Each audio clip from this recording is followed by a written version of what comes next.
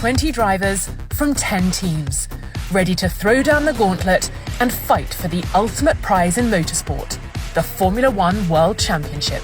But with big driver changes, new tracks, exciting race formats, and updated regulations aimed at making the racing as close as ever, 2021 is going to be a roller coaster ride.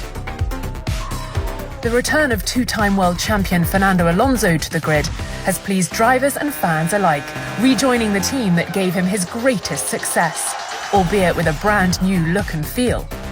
Renault have rebranded as Alpine, and the striking French flag livery of their 2021 car brings a welcome splash of colour to the grid.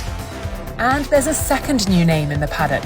Aston Martin returned to F1 with another multiple world champion at the wheel, Sebastian Vettel, having left Ferrari to join the outfit formerly known as Racing Point.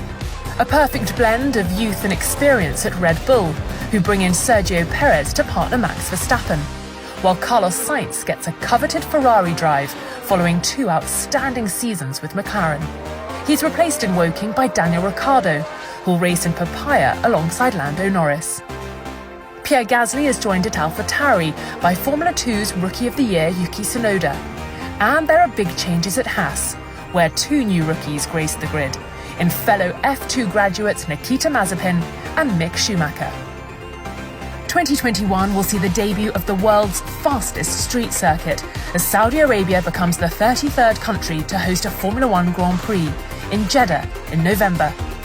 There'll be sea spray in the air when Zandvoort returns to motorsport's top echelon, the Dutch Grand Prix back in the fold for the first time since Niki Lauda won there for McLaren in 1985. And both Imola and Portimao return following their successful substitute appearances last year as part of a record-breaking 23-race calendar. With Formula One's next-gen cars delayed until 2022 due to the COVID crisis and stability in the regulations, it's tempting to think nothing has changed over the winter. But that couldn't be further from the truth. New technical specifications will see a reduction in downforce, equating to around a second per lap, with big changes mandated to the design of the floor, brake duct winglets, and the diffuser fences, all reducing the amount of suction generated by the underside of the cars. A change in the minimum weight also makes the 2021 Challengers around 11 kilos heavier than in their previous incarnations, with Pirelli enhancing the integrity of new tyre compounds to more fully withstand the demands of the world's fastest cars. Tyre choice is gone for this year, with teams receiving a standardised allocation of tyres, and there's a new sliding scale for aerodynamic testing. Simply put, the lower a team finished last year, the more time they will get in the wind tunnel to develop their aerodynamics and help them catch up. These rules come in as part of the introduction of a cost cap, an attempt to close the gap between the richest teams and those chasing over the coming years, to create more exciting racing. After 7 years of Mercedes' success and restrictions on winter development, you'd be forgiven for expecting another season of brilliance from the Silver Arrows. But pre-season testing had commentators off their seats, as it was Red Bull looking like they are in the ascendancy. Max Verstappen topped the timings, and the RB16B looked bulletproof, featuring a brand new Honda power unit for the Japanese manufacturer's last season in the top tier of motorsport. Mercedes team principal Toto Wolff said the team had found a hair in the soup following a difficult 3 days for reigning world champion Lewis Hamilton and Valtteri Bottas. You'd be a brave person to bet against them recovering quickly, but it looks like they'll be playing catch-up to the charging Bulls from the start of the season.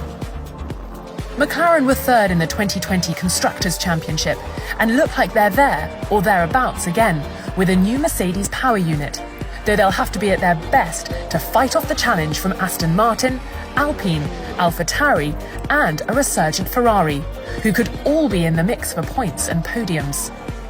Alfa Romeo's Kimi Raikkonen and Antonio Giovinazzi both praised the handling and performance of their new car, and will be expecting to move up too.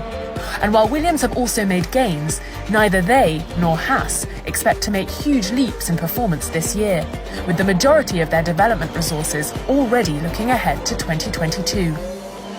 Sixth in the Constructors' Championship in 2020 with just 131 points, Ferrari have restructured their leadership team, with the 4 heads of the chassis, power unit, racing and supply chain departments all reporting directly to team principal Mattia Bonotto.